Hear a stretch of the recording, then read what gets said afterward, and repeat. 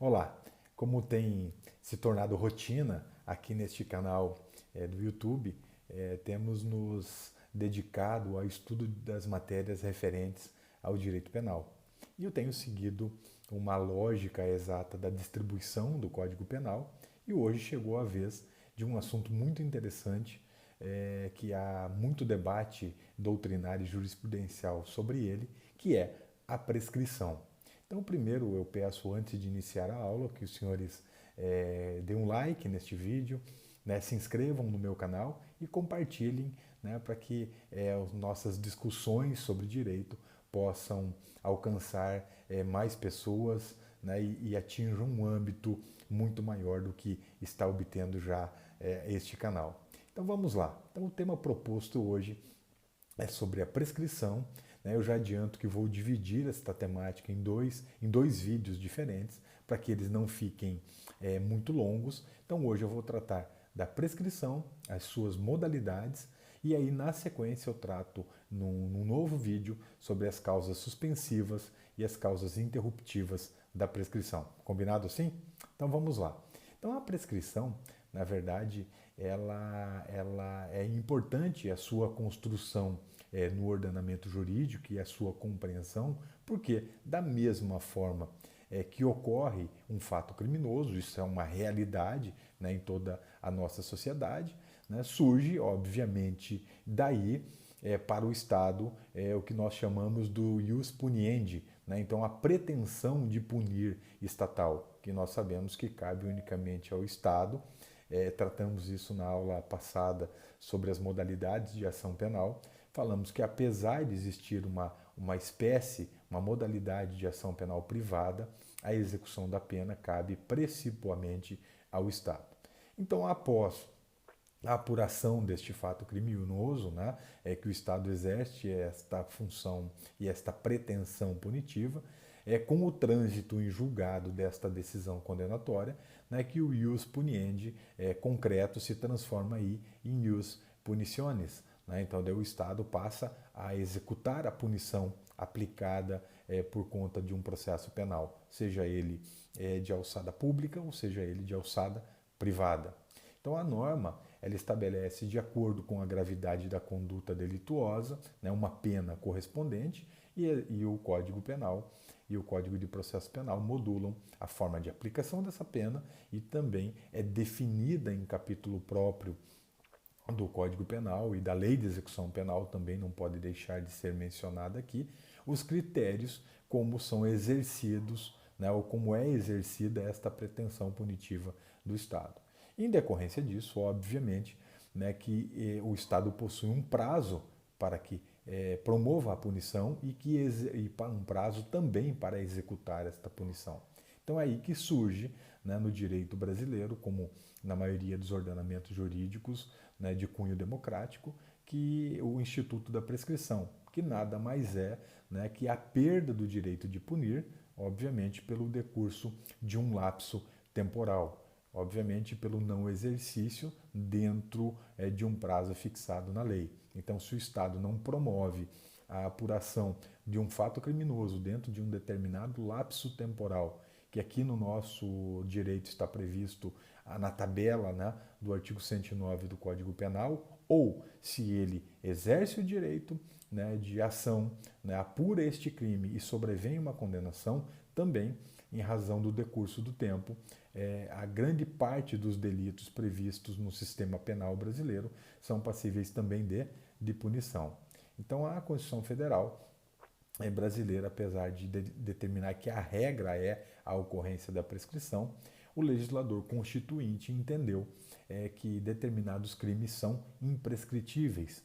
Né? Então há a previsão expressa que os crimes de racismo, né, os crimes de grupos armados, sejam eles civis ou militares, né, que atentem contra a ordem constitucional ou o Estado democrático de direito, este rol de crimes ele é considerado para fins de punição ou de execução da pena como imprescritíveis. Tá? Então a prescrição, né, nos demais casos ela está presente e deve obedecer àquela regra estabelecida no artigo 109 do Código Penal e, obviamente, com as suas moduladoras que nós trataremos aqui na sequência.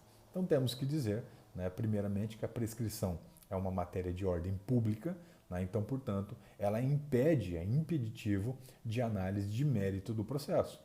Então, se é constatada a prescrição antes mesmo da propositura da ação penal ou que venha o Ministério Público oferecer a denúncia contra alguém, no ato, né, que o juiz deveria analisar o recebimento da denúncia, constatando a prescrição, deve reconhecê-la de imediato, né, impedindo-o de analisar o mérito, né, daquela denúncia ou o mérito do processo criminal, caso ele já tenha sido iniciado. Aqui faço menção doutrinária, né, que dos fundamentos da prescrição, né, que a doutrina, e cito aqui César Roberto Bittencourt, que diz que existem fundamentos de ordem política, né, tendo em vista que o decurso do tempo leva ao esquecimento dos fatos, leva também à própria recuperação do criminoso, e o Estado, obviamente, deve arcar com esta sua inércia, né, tendo em vista também que existe mais uma fundamentação do próprio enfraquecimento do suporte probatório. Então, por isso que a prescrição é crucial num sistema jurídico, né, e no nosso ele prevê tanto a possibilidade de prescrição do direito de apurar um fato, né, dessa pretensão punitiva, quanto a prescrição da própria execução da pena, né, mesmo que o processo tenha seguido dentro de um prazo dentro do prazo normal, né, sem que haja reconhecimento da prescrição, mesmo sobrevindo uma condenação, o Estado também tem um prazo para executar esta pena. Então, portanto, o processo e muito menos a pena pode ser ad eternum. Então, aqui só para fins históricos, nós temos que mencionar que no Brasil a prescrição da ação ela foi reconhecida já no Código de 1830, e a prescrição da condenação, que é a segunda hipótese da prescrição da pretensão executória, ela surgiu somente no Código de 1890. Antes aqui de adentrarmos especificamente as espécies de prescrição, eu sempre gosto de mencionar, nunca confundir prescrição com decadência. A decadência, ela fulmina o direito de agir e ela é muito característica,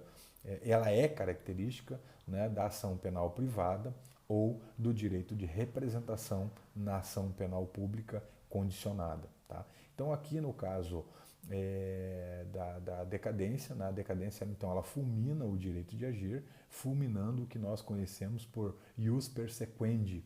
Já a prescrição, que é objeto aqui da nossa aula, ela é a perda do direito de punir, fundamentada no decurso do tempo. Então, feito isso, nós passamos agora a tratar especificamente das modalidades ou espécies de prescrição previstas no direito brasileiro. Então, nosso primeiro grande mote é dizer que nós temos duas grandes espécies. A primeira delas, da prescrição da pretensão punitiva, e a segunda, a prescrição da pretensão executória. Então, primeiro nós vamos tratar da prescrição da pretensão punitiva, passando algumas características para os senhores, né, e fazendo referência para que estudem, né, num manual de preferência ou algum manual que a própria instituição, aí, no caso de acadêmicos de direito, é indicado aos senhores. Eu sempre indico alguns doutrinadores, como Souza Nutti, também César Roberto Bittencourt e outros célebres doutrinadores que tratam deste assunto com muita propriedade. Então, com relação à prescrição da pretensão punitiva, nós temos que marcar, né, que ela pode ocorrer em duas hipóteses, né, mas sempre antes do trânsito em julgado da sentença condenatória. Então, na primeira hipótese, ela ocorre antes da existência da sentença, tá? Então o processo nem chegou ao seu ápice, né, no primeiro grau, por exemplo, numa sentença, e ela regula-se, nesse caso, pelo máximo da pena. O máximo daí que nós vamos olhar lá no Código Penal, né, o que nós chamamos de pena em abstrato, esta pena máxima prevista. Então, lembrando sempre, né, que um tipo penal ele possui o preceito primário, que é a narrativa deste fato delituoso, E o preceito secundário dele traz uma pena mínima e uma máxima, né, que deve ser dosada no caso concreto, né, após a condenação, e utilizando aquele critério trifásico que nós já vimos aqui, pelo que faço referência do vídeo aqui deste canal que trata da aplicação da pena. E salvo engano, este vídeo está dividido em 2 vídeos explicativos sobre isso. Então vou deixar inclusive aqui na descrição deste vídeo, né, para que os senhores trabalhem e estudem sobre a aplicação da pena. Então neste caso, né, nós trabalhamos aqui com a pena em abstrato antes da existência da sanção penal, da condenação penal, e aí eu posso regular em 2 lapsos temporais. Primeiro, entre a data do fato até o recebimento da denúncia, que é o primeiro marco interruptivo da prescrição e que será também objeto do segundo vídeo. Tratarei daí da suspensão e interrupção da prescrição. Em um outro período, após o recebimento da denúncia e antes, né, e até a sentença condenatória. Se ela vier, né, na sentença condenatória, eu utilizo a pena aplicada em concreto. Mas se dentre esse período, entre a data do fato, o recebimento da denúncia, ou entre o recebimento da denúncia e uma data que precede a sentença condenatória, eu aplico aqui e utilizo a pena em abstrato. Né? Então eu utilizo a pena máxima para saber se aquele prazo foi cumprido, se não decorreu aquele prazo, e utilizando sempre a pena máxima em abstrato e fazendo referência àquela tabela, né, aquele rol de prazos previstos no artigo 109 do Código Penal. Então, outra possibilidade, né, é que... é bom mencionar aqui, né, eu faço assim uma menção rápida, né, eu retornarei a tratar disso na sequência, mas é bom comentar que o lapso temporal ele começa aqui a correr na forma do artigo 111 do Código Penal, a partir da data da consumação do crime ou do dia que cessou a atividade criminosa. Né? Então, aquele primeiro lapso entre a data do fato e o recebimento da denúncia, nós temos que prestar atenção na redação do artigo 111 do Código Penal. Também, né, mencionando como uma das hipóteses da prescrição da pretensão punitiva, ela pode ocorrer também, né, antes da sentença transitar em julgado, né, que aí nós trabalharemos com ela no que nós conhecemos como a pena em concreto, ou seja, aquela pena que foi delimitada no processo penal concreto. Então vamos lá. Um crime de furto, por exemplo, né? Um crime de furto simples, que sua pena mínima é 1 ano e a pena máxima 4. Se nós analisarmos para fins de ocorrência da prescrição da pena em abstrato antes da existência da sentença condenatória, e aí usando o lapso entre a data do fato e a data do recebimento da denúncia, nós usamos o máximo dela, que é o 4 anos, utilizamos o critério de contagem de prazo do 109 e analisamos se esse lapso foi descumprido. Se foi descumprido, reconhece-se a prescrição antes mesmo do início da ação penal. E também este lapso é utilizado a partir da data do recebimento da denúncia até anterior ao recebimento, à sentença definitiva. Né? Então, se ocorre isso, eu também analiso pelo máximo da pena em abstrato. Só que existe uma outra modalidade, né, que também conhecida como a primeira, como prescrição da pretensão punitiva na sua forma retroativa. Por que retroativa? Né? Porque ela olha para o passado. Só que esta é verificada daí na sentença condenatória. Suponhamos que nesse caso o juiz, por exemplo, dose a pena de alguém que cometeu um crime de furto em 1 ano. Então é esta pena que deve ser considerada para efeitos de prescrição. Só que uma mudança havida no Código Penal, importante aqui se mencionar, é que excluiu no ano de 2012 a possibilidade da reconhecimento da prescrição retroativa utilizando a data do fato até o recebimento da denúncia. Então esta nova modalidade, a partir de 2012 implantada no Código Penal, ela prevê a utilização da pena em concreto para fins da prescrição da pretensão punitiva retroativa somente entre a data do recebimento da denúncia e até a sentença condenatória não definitiva. E, obviamente, que não exista recurso da acusação. Tá? Então, aí, como é que o juiz trabalha? Ele analisa entre a data do recebimento da denúncia até a data da sua sentença, utilizando daí o critério da sentença justa, aquela sentença determinada no caso concreto, se valendo também lá da tabela do artigo 109 do Código Penal e analisa se este processo foi julgado dentro daquele prazo determinado. Se não foi, decorreu tempo maior, a prescrição tem que ser reconhecida. Então, estas duas modalidades, tanto considerando a pena em abstrato como a pena em concreto, aí só tomando muito cuidado com relação a esses dois marcos dois marcos temporais, que seria o recebimento da denúncia. Então, um prazo anterior e um prazo posterior a esse. Mas estas duas modalidades são conhecidas como modalidades de prescrição retroativa, mas uma considerando a pena em abstrato e a outra considerando a pena em concreto.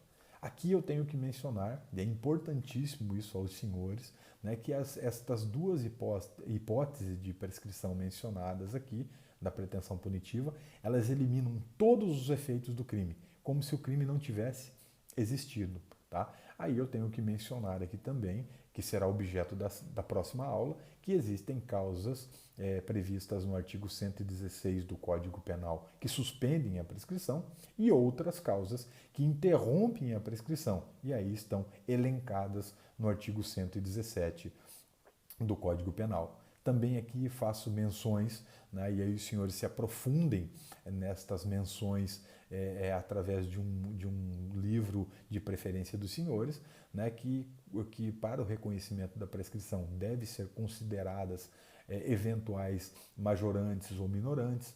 Né? Há que entender também que no caso concreto não se avalia para fins de prescrição atenuante e agravante. Então, separar muito bem o que é minorante e majorante e agravante e atenuante. Então, as primeiras, né, a minorante e majorante são consideradas para fins de prescrição, já as atenuantes e agravantes não. Né?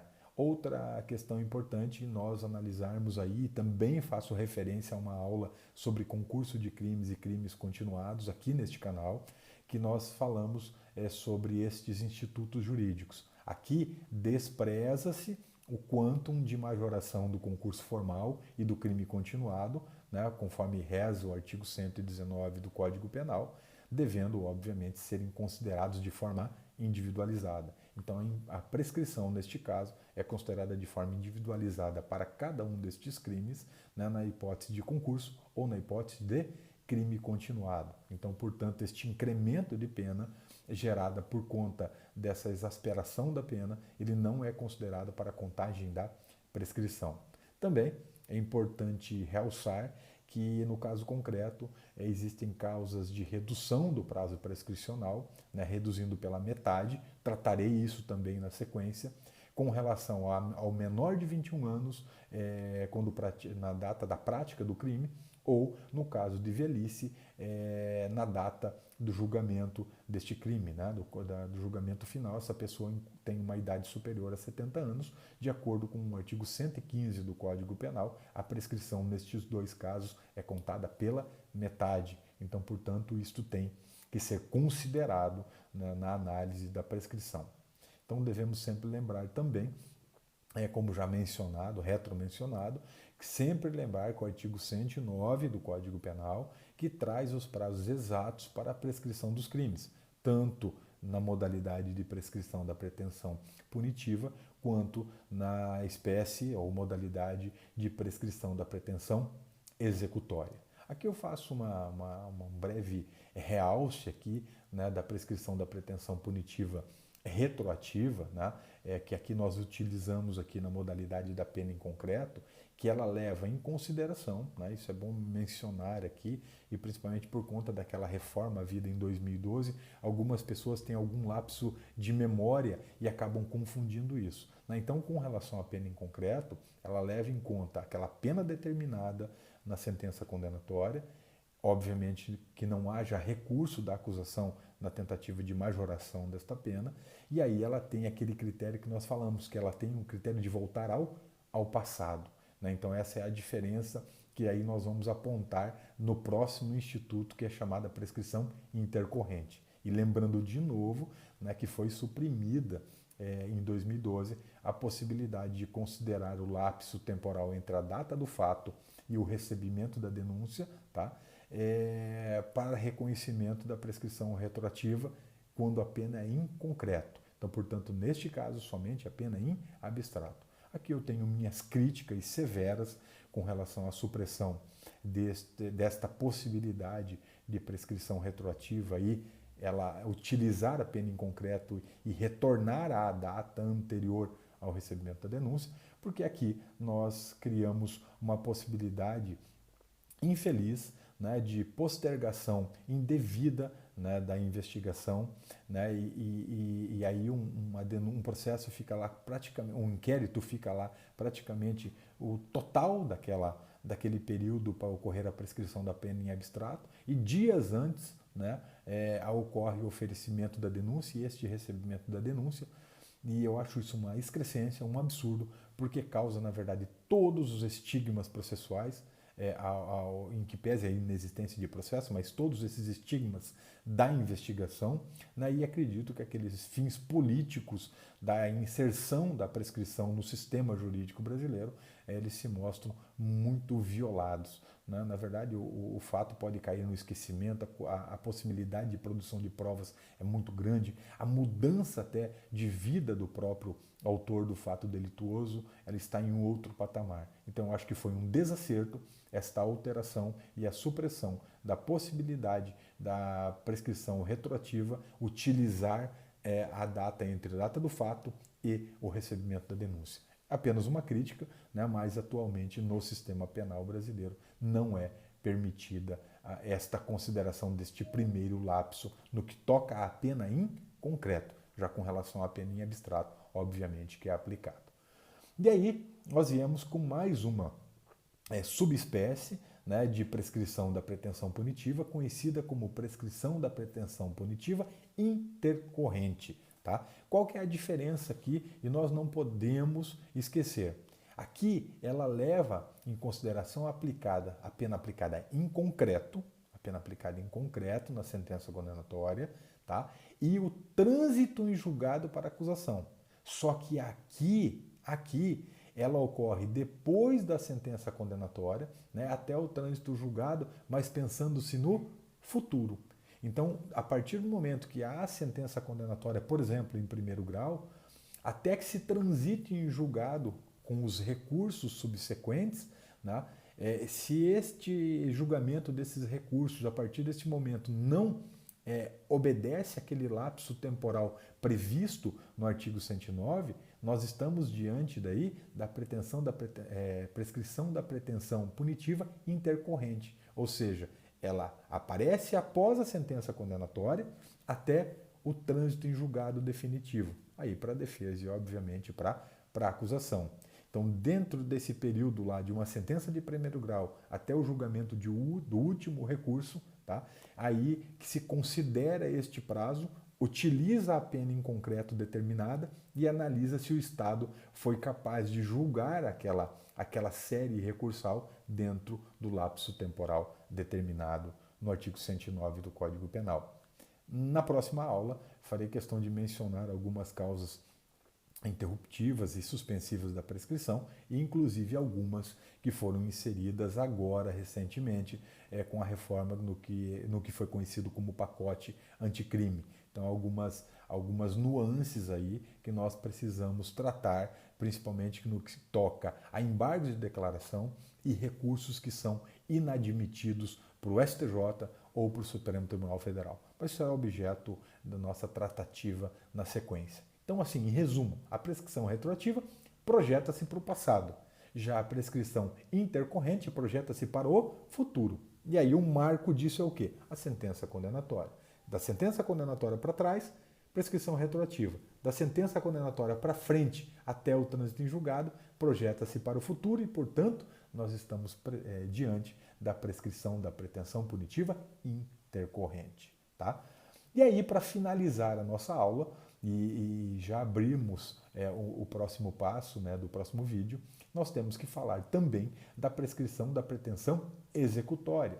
Né? Como eu mencionei no início aqui desta aula, a pretensão da prescrição da ação, ela foi prevista no Código de 1830, mas a prescrição da condenação somente em 1890. Né? Então é importante entender que o Estado tem um tempo para condenar alguém, mas depois que ele condena alguém, ele tem também um prazo para executar esta pena. Então, portanto, é possível sim a prescrição da pena aplicada no caso concreto. Então, esta hipótese de pretensão de prescrição da pretensão executória, ela ocorre depois de transitada em julgada a sentença condenatória. E aí, obviamente, que ela se limita, né, à extinção da pena, mas, diferente da prescrição da pretensão punitiva, ela extingue apenas os efeitos principais da condenação, mantendo, porém, os efeitos da condenação que nós conhecemos, né, de efeitos acessórios ou efeitos extrapenais. Então, portanto, a prescrição da pretensão punitiva, se reconhecida, ela elimina todos os efeitos do crime. A prescrição da pretensão executória, ela elimina a pena principal, mas mantém os efeitos extrapenais. Importante isso, viu? Inclusive mantendo, né, os efeitos para fins de reconhecimento da reincidência.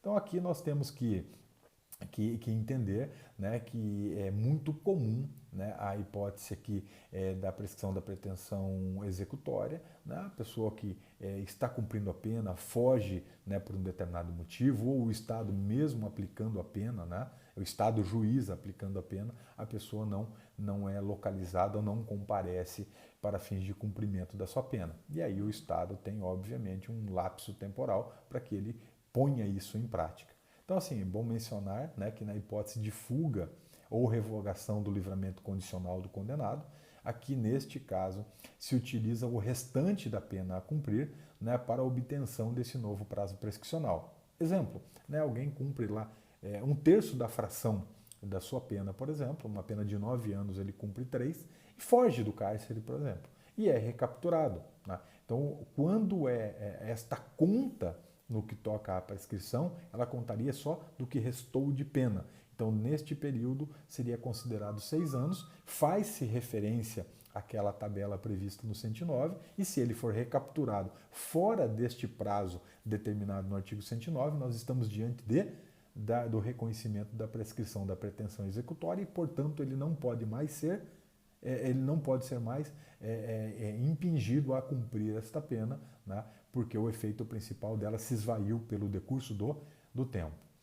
Outra questão também importante aqui, que se aplica identicamente à prescrição da pretensão punitiva, também se desconsidera aqui na prescrição da pretensão executória, né, o aumento de pena do concurso formal e do crime continuado. Então, portanto, eles têm que ser consideradas as penas individuais de cada um. Outra coisa importante de mencionar é que a reincidência, né, reconhecida na sentença, ela eleva aqui o prazo do prazo prescricional em 1/3. Então, portanto, aqui mais uma vez a prescrição ela vem de forma pontual, né, de forma negativa em desfavor do condenado. Então, se a reincidência reconhecida nesta sentença, né, ela constatada, o prazo prescricional já não é o mesmo para o não reincidente, aquele prazo previsto no 109. Então, aquele prazo do 109 é acrescido de mais 1/3 por conta do reconhecimento da reincidência. E outra coisa também, né, aplica-se aqui as reduções do prazo prescricional, e aí pela metade, conforme previsto lá no 115 do Código Penal, no que toca ao menor de 21 anos e ao maior de 70 anos. O primeiro, tendo esta idade na data da ocorrência do fato, e o segundo na data da condenação definitiva. E aí é importante dizer, né, que nós temos que tratar na sequência causas importantíssimas de suspensão e interrupção da prescrição, especialmente as introduções havidas agora recentemente no pacote anticrime, e também outras causas suspensivas da prescrição que às vezes os doutrinadores ou os professores de direito penal acabam deixando pelo caminho, causas suspensivas previstas na própria Constituição Federal, né, e na Lei 9.099, por exemplo, e no Código de Processo Penal. Então hoje eu acho que basta aqui esta noção geral das duas espécies de prescrição, e aí já abrimos a temática para o segundo vídeo, que tratará das causas suspensivas interruptivas da prescrição e, além da prescrição, também da pena de multa. Então espero que tenha colaborado com os senhores no que toca a mais este instituto jurídico, a prescrição, que é um tema muito latente do direito penal brasileiro.